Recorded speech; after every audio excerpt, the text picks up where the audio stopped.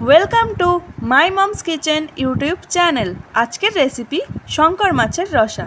একবার এই পদ্ধতিতে বানিয়ে দেখুন, এর স্বাদ অসাধারণ হয়।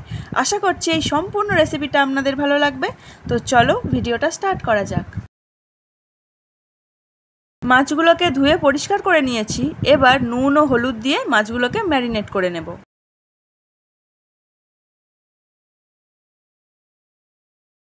প্যানে তেল গরম করে নিয়েছি। এবার একে একে মাছগুলো দিয়ে উল্টে পাল্টে ভালো করে ভেজে তুলে নেব।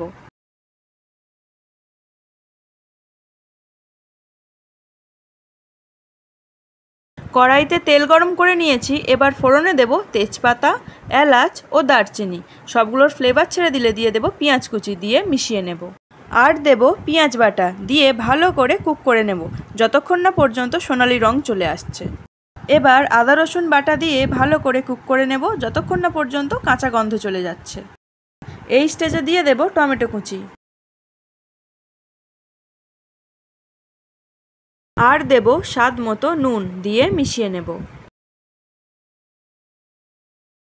এবার বাকি মশলাগুলোকেও অ্যাড করে দেব। লাগবে ধনে গুঁড়ো, হলুদ গুঁড়ো, লঙ্কা গুঁড়ো ও কাশ্মীরি লঙ্কার গুঁড়ো, দিয়ে ভালো করে কষিয়ে নিতে হবে। এবার ভেজে রাখা মাছগুলোকে দিয়ে ভালো করে একবার মিশিয়ে নেব।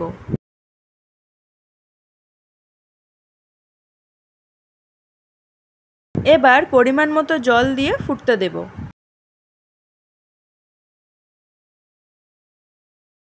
তরকারি ফুটতে শুরু করেছে। এই স্টেজে দিয়ে দেব গরম মশলা, দিয়ে মিশিয়ে নেব।